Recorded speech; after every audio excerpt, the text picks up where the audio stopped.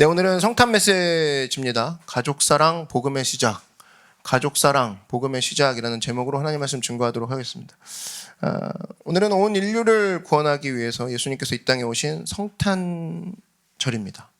예수님이 오셨다 이 자체가 벌써 우리에게는 기쁜 소식이고, 예수님이 오신 것을 통해서 우리의 깨진 관계가 회복되고, 예수님이 오신 것을 통해서 우리의 묶인 것들, 아까 찬양했죠? Freedom is coming. 예수님이 오신 걸 통해서 모든 것들이 회복되고 해방되었다. 여러분, 예수님이 이 땅에 오셨어요. 그러면 오셔서 무엇을 가장 심기 원하셨을까? 중요한 메시지가 뭘까? 그게 바로 오늘 읽은 메시지입니다. 예수님의 사랑이었다는 거예요. 예수님은 이 땅에 사랑심으로 오셨고, 예수님은 하나님의 사랑을 심으로 오셨다는 겁니다. 특별히 오늘 요한일서 4장에 보면 하나님의 사랑이 얼마나 깊은지가 7절에 나오죠. 사랑하는 자들아, 우리가 서로 사랑하자. 사랑은 하나님께 속한 것이니 사랑하는 자마다 하나님으로부터 나서 하나님을 알고. 그러니까 사랑하는 자가 있는데 그 사람의 뿌리가 뭔지를 살펴보니까 하나님이라는 거예요. 하나님을 아는 자들라는 거예요. 11절 한번 보시면, 사랑하는 자들아, 하나님이 이같이 우리를 사랑하셨은즉 우리도 서로 사랑하는 것이 마땅하도다.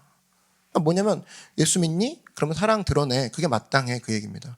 예수 믿니? 교회 다녀 정도로 끝나는 게 아니라, 예수 믿었니? 예수 믿고 있니? 사랑 드러내. 거기까지가 우리가 할 마땅한 말하는 거예요. 그러니까 물고기 마크를 차 뒤에 붙여놓은 것도 맞고, 성경을 들고 다니는 것도 일종의 상징이 될 수도 있겠지만, 이거 말고도 물고기 마크는 떼버리면 그만이고 성경을 안 들고 다니면 그만인데, 사랑하는 걸 보니까 저 사람 크리스찬이네, 이게 나와야 된다는 겁니다. 아시겠죠? 요게 무너지니까 개독교 소리 듣고 크리스찬들이 욕먹고 교회 다니면서도 상처받는 이유가, 저 사람 모든 걸 다 마크를 갖고 있지만 사랑하는 것을 드러나는 것이 안 보이네. 그 순간 상처받고 힘들어하는 거거든요.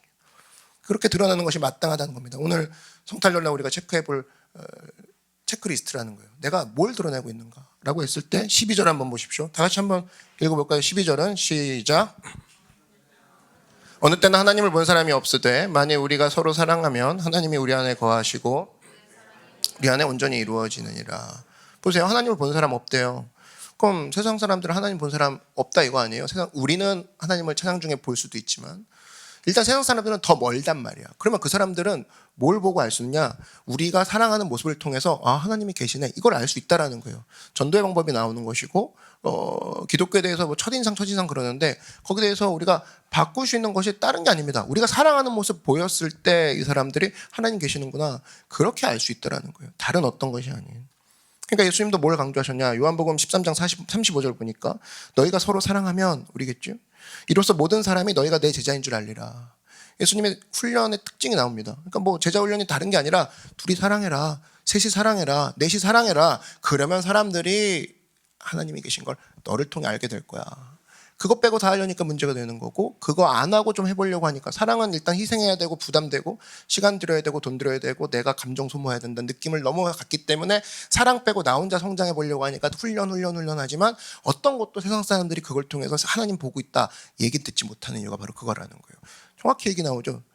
하나님을 알 수 있고 하나님을 볼 수 있는 것은 너, 지금 살고 있는 너, 옆동과 옆 호수에 있는 지금 너, 학교와 직장 사이에 있는 지금 너가 사랑하는 모습 보일 때 사람들이 네가 얘기 안 해도 와서 하나님과 예수님을 보고 알게 될 거야. 여러분 믿으십니까?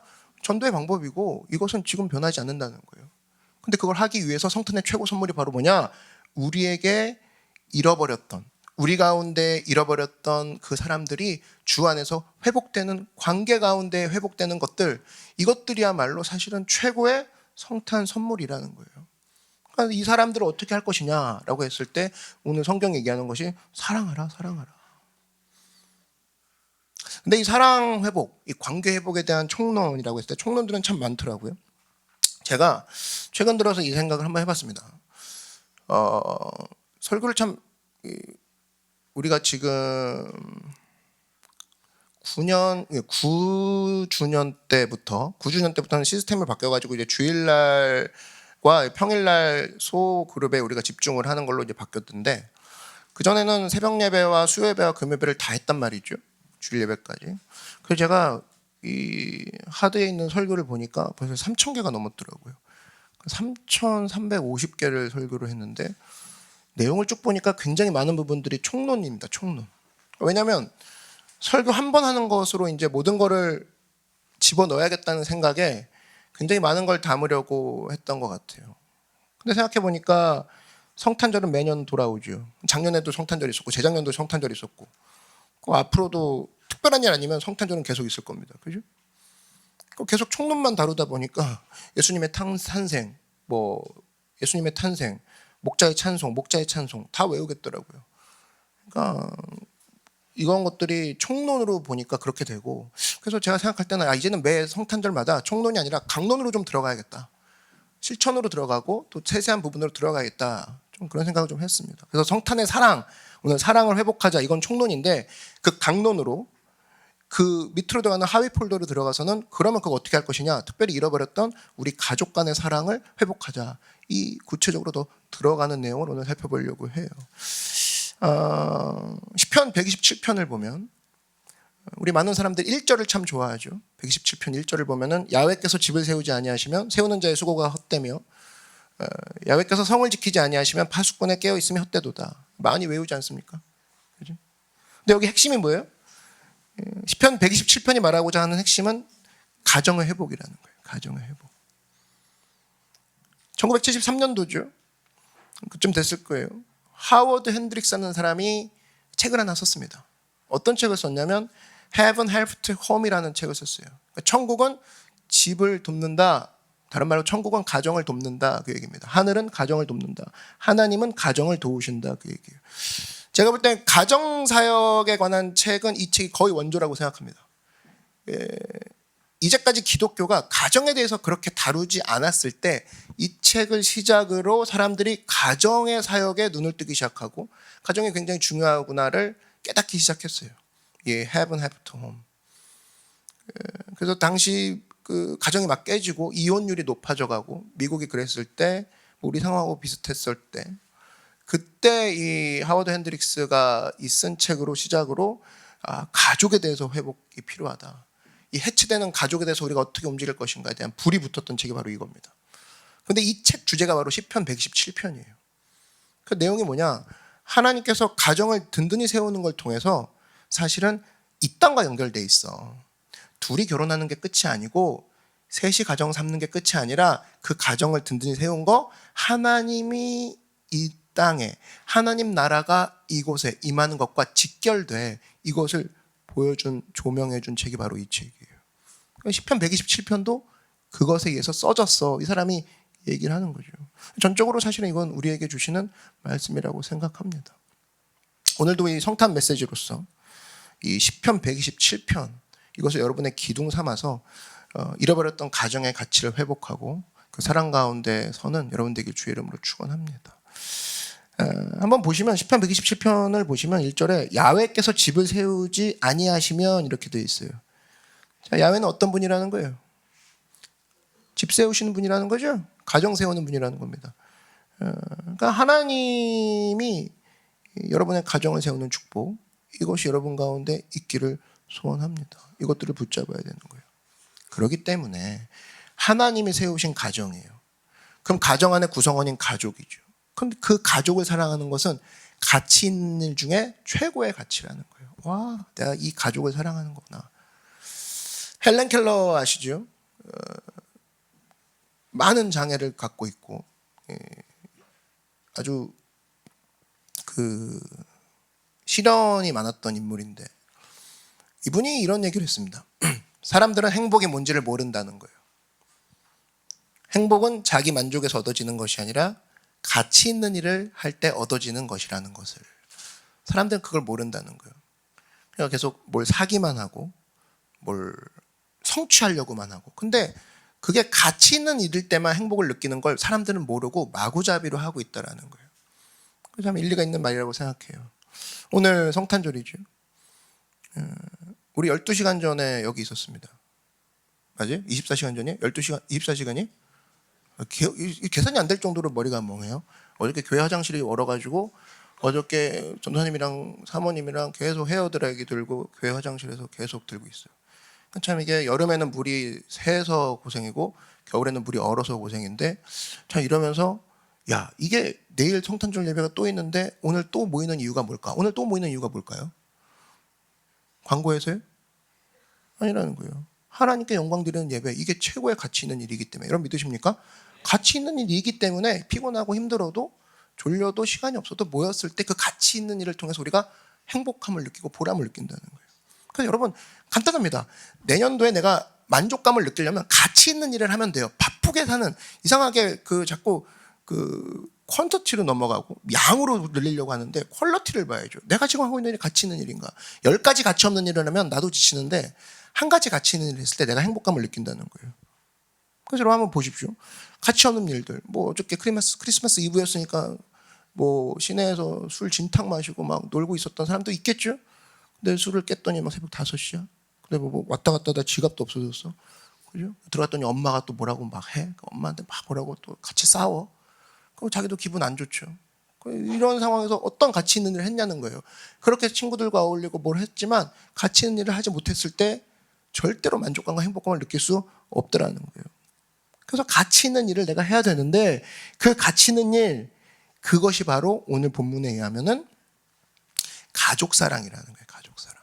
우리 디모데전서 5장 8절을 보면은 이런 얘기가 나옵니다. 누구든지 자기 친족, 특히 자기 가족을 돌보지 아니하면 믿음을 배반한 자요.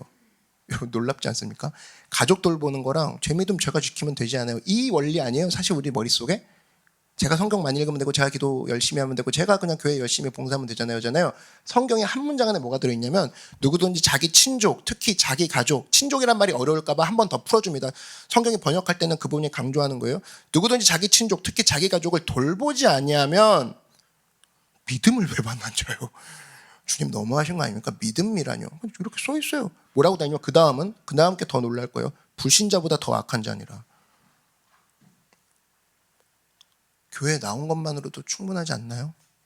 아니, 자기 가족 돌보지 않잖아? 불신자보다 더 네가 악한 놈이야. 이거 악한 잔이랑은 되게 고상한 표현이고 넌 그냥 그거야. 이 뜻이죠. 그죠? 오늘 같이 좋은 날 다른 얘기는 안 하겠습니다. 그죠? 넌 그냥 그거예요. 성경에 뭘 얘기하냐면 가족사랑 얘기가 있어요. 가족사랑. 너는 하늘에서 떨어진 존재가 아니라는 거예요. 너가 있기까지는 가족을 통해서 태어났고 가족을 통해서 성장했다라는 거예요. 우리도 성탄절 얘기를 항상 볼 때 성탄절에 예수님이 태어나신 배경이 뭡니까? 가족이잖아요. 마리아와 요셉이라는.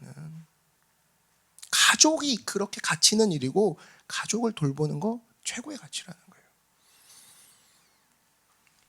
금년에는 막판에 이렇게 한국 영화가 갑자기 이렇게 치고 올라와서 이제 헐리우드 영화가 좀 뜸한데 헐리우드에는 성탄 크리스마스 시즌에 개봉하는 영화들의 특징이 좀 있다고 그러죠.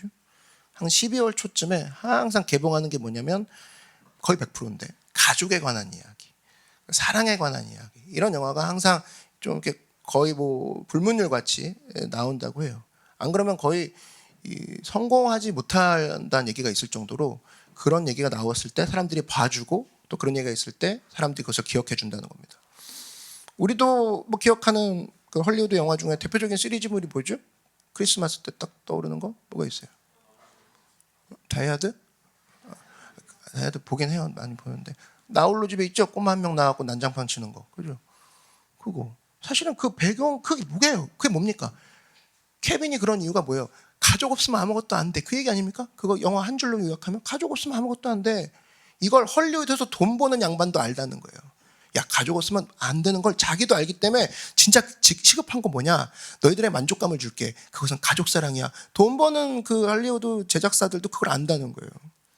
그럼 여러분 우리가 할리우드 영화 한 편 보고 그걸 알아야 되겠습니까?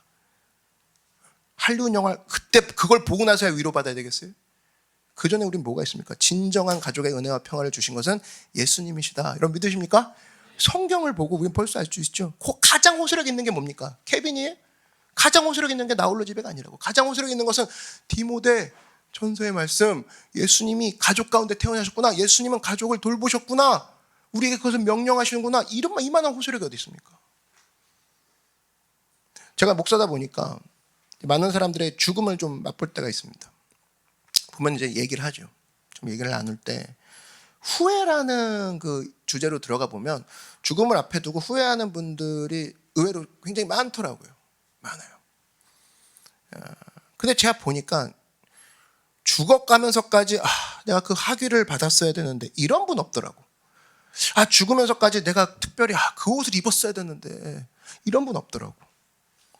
가치 있는 걸 생각하더라고요. 특별히 제일 많은 건 예수 믿는 사람들도 후회할 때 내가 좀 더 충성할 걸. 가치 있는 일을 떠올리더라고. 근데 예수 믿지 않는 사람 아니면 초신자분들도 돌아가실 때는 뭘 떠올리냐면 내가 우리 가족을 더 사랑할 걸. 가치 있는 일을 자기도 모르게 떠오르는 거예요. 내가 왜 한 번도 더 연락을 못했나? 내가 왜 손을 못 잡아줬나? 내가 왜 계속 싸웠을까? 내가 왜 승질 냈을까? 내가 왜 화해하지 못했나? 그 당사자는 기억 못해도 자기는 그 욱했던 거 있죠. 그리고 말 안 들었던 거 이런 것들을 떠올리면서 지금이라도 잘해주자. 죽음 앞에서 그런 것들 떠올리는 장면을 굉장히 많이 봅니다. 그래서 여러분 우리가 언제 죽을 줄 몰라요. 그렇기 때문에 특별히 화해 같은 경우는 당장 이루어져야 됩니다. 가족의 회복, 이 가족의 화해 이것은 미룰 수가 없다는 거예요. 서로가 언제 죽을지 모르기 때문에 미룰 수 없는 거예요. 어떤 중요한 일보다도. 예전에 미국에서 장관을 하다가 갑자기 사퇴를 발표한 그 장관이 있어요. 모든 어떻게 보면 세계가 놀랐는데 로버트 라이시라는 사람이 있습니다. 노동부 장관 하시던 분인데 이분이 갑자기 사퇴를 한 거예요. 우리로 따지면 갑자기 장관 일을 하다가 그냥 사퇴한 거예요. 근데 우리 같은 경우는 구설수에 올라서 사퇴하잖아요. 근데 이분이 갑자기 사퇴한 이유가 뭐냐 그랬더니 정부 실세였어요. 가족의 회복 때문에 사퇴하겠다는 거예요. 가족의 회복 때문에. 가족이 지금 너무 바빠가지고 자기가 원래 자기 똑똑하기도 하고 바빠갖고 이리 뛰고 뛰다 보니까 가족의 해체 지경에 이르렀다는 거예요. 자기 지금 전부 다 내려놓고 국제 질서를 회복하는 게 내 몫이었지만 지금은 가정의 질서를 회복하기 원합니다 하면서 내려놨어요. 그래서 2년에서 3년 정도를 가족을 향해서만 신경을 쓰고 회복되고 다시 돌아왔던 일. 이게 굉장히 깜짝 놀라고 인상적인 일이었어요. 그때 사실은 잃어버린 가치를 다 회복시켜버리고 이 사람이 가정에 얼마나 중요한지를 좀 알게 되는 그런 일들이 있었다는 겁니다. 여러분들도 마찬가지예요. 가족보다 중요한 건 없다는 거예요. 가족보다. 농구에 보면 마이클 조단 있죠. 이 사람 농구만 잘한 거 아니에요. 농구의 황제. 이 사람은 그것뿐 아니라 인터뷰할 때마다 나왔던 게 뭡니까? 마이클 조단이 인터뷰할 때마다 나오는 게 농구 얘기가 아니라 가족을 얘기하죠. 가족의 중요성 얘기합니다. 그래서 아버지가 총 맞아 죽었을 때도 그 가족의 회복, 가족의 해체되는 것을 걱정하면서 그걸 통해서 은퇴하고 집중해버리죠. 가족에게. 그러니까 그 사람이 황제라는 소리를 듣는 거예요. 그러니까 이거보다 중요할 수 없다. 가족이. 가정 상담하는 분 얘기를 좀 들어봤는데 어떻게 하면 행복한 가정을 이룹니까? 여러분의 관심사기도 하죠. 행복한 가정, 1가정은 어쩔 수 없어요. 그죠? 이미 태어났는데 아빠 엄마가 정해졌으니까. 2가정은 내가 할 수 있잖아. 앞으로 만드는 가정이니까. 지금 결혼하신 분들, 앞으로 결혼하실 분들 2가정인데 그걸 다 만들 수 있잖아요. 그럼 고민이 그거예요. 어떻게 하면 행복한 가정을 만들까? 그럼 주로 대답하는 게 뭐냐면 상담사분들이 가족들과 많은 일을 하라는 거예요. 가족들과. 그러면 행복하게 될 수밖에 없다는 겁니다. 마더 테레사한테 물었어요. 세계 평화의 지름길입니까? 뭡니까? 세계 평화가 이루어질 수 있는 길이 뭡니까? 놀라운 대답이 나왔습니다. 뭐냐면 가정으로 돌아가십시오. 가족을 사랑하십시오. 딱 2마디. 세계 평화 그랬을 때 그 차원에 맞는 답이 나올 줄 알았는데 이런 얘기를 하더라는 거예요. 그 평화를 이루는 방법이 뭐냐? 가족을 사랑하는 방법이라는 거예요. 평화를 이루는 방법이. 되게 여러분 밖에 나와서 공격적인 사람들 있죠? 가정에서 대접을 받지 못한 사람들입니다. 밖에 나와서 분노하는 사람이 있죠? 가정에서 만족하지 못하는 사람들이에요. 그런 사람들이 밖에 나와서 다혈질과 욱하는 모습이 보이는 거예요. 가정의 사랑이 한 사람의 인격을 밖에 나가서 정할 수 있는 요소가 될 정도로 굉장히 중요한 거죠. 여러분 하나님께서 이 땅을 다 만드시고 난 다음에 제일 먼저 만든 기관이 뭡니까? 기관이. 학교예요? 교회예요? 국회입니까? 가정이라는 거예요. 가정. 제일 먼저 만든 기관이 가정이에요. 근데 이 가정을 뒤로하고 돈과 성공에만 매진한다? 완전 어리석은 거죠. 제일 먼저 만드신 게 제일 중요하니까 만든 거잖아요. 제일 중요하신 걸 제일 먼저 만들었기 때문에 우리가 그것을 간과하고 그 뒤에 결과물로 이루어지는 것들에 매진하고 있다? 와, 이거는 진짜 철이 들든 거고 이거는 돌아가는 길이라는 거예요. 가정만큼 중요한 것이 없다는 겁니다. 그래서 우리 많은 사람들이 사실은 가족을 많이 만날 수 있는 시간, 목사님 전 충분합니다. 결코 그렇지 않아요. 아이들과 놀아주는 시간 많이 가지십시오. 특별히 자녀 있으신 분들은. 이 얘기를 나눠보면 아이들은 자라면 자랄수록 서서히 부모 품을 떠나려고 하죠. 특별히 부부들 느끼지 않습니까? 초반엔 부모하고 잘 놀았어요. 그래서 나중에는 조금씩 지나면 느낌이 조금 이상한 게 어떤 느낌이냐면 같이 노는데 부모하고 놀아주는 느낌이 올 때가 있습니다. 부모하고 놀아줘요. 그렇게 재밌어하는 것 같지 않고 충격적인 대화가 한번 들었는데 그때 애가 다 놀더니 아빠한테 이제 됐어 이러더라는 거. 아빠가 충격 먹어가지고 야 그럼 너랑 나랑 지금 논 거는 막 말도 안 나오더라는 거예요 자기가. 공허함이 있죠, 공허함. 그래서 여러분 부모들도 이 아이가 계속 나와 같이 놀이터에 나가주고 이 아이가 계속 나랑 그냥 놀러 가는 거 내가 좋아하는 거 그냥 주면 그냥 해하고 그냥 따라오겠거니 그 시간이 얼마 안 남았다는 거예요. 얼마 안 남았어요. 그렇게 적용한다 그러면 우리 가족 내가 지금 갖고 있는 남편과 아내와의 관계, 부모와의 관계 얼마 안 남았다는 거예요. 엄마 데려가서 뭐 여행을 가서 사진을 찍어도 엄마가 제대로 서 계시면 다행인 거지. 나중에는 휠체어 끌고 가죠. 그죠? 그때를 그리워하고 얼마 안 남았다니까요. 그럼 빨리 사랑할 때 사랑하고 남편 아내 지금 싸울 때가 좋지. 나중에 누구 한 명 돌봐야 되는 상황이 벌어져. 그럼 그때 잘해줄 걸. 그때 놀러 갈 걸. 그때 손잡아줄 걸. 제일 많이 나오는 후회 중에 하나라는 거예요. 후회 중에. 그래서 여러분 눈사람 지금 밖에 보면 눈도 많이 오는데 눈사람 만들 시간도 별로 없어요. 그래서 오늘 나가서 눈싸움 하십시오. 남편 아내 있으면 언제 눈싸움 해볼 거야? 나중에 늙어서 할머니가 할아버지한테 눈 던질 거야? 던질 힘도 없는데 뭉칠 힘도 일단 없잖아요. 그죠? 던지고 나 잡아봐라고 뛰어가고 잡아보고 그죠? 머리채 말고 어떤 잡아보고 거기서 막 연애 감정 느끼고 또 그러면서 움직이는데 거기서부터가 추억을 만들고 함께 시간을 보내야죠. 여러분 우리나라 좀 너무 과한 부분이 있어서 캠핑 그러면 이제 캠핑을 신나게 갑니다. 근데 다 갖춰놓고 나가죠. 그러니까 캠핑이 아니라 거의 요즘 이사 가는 분위기야. 원래 캠핑의 목적이 뭔지 아세요, 여러분?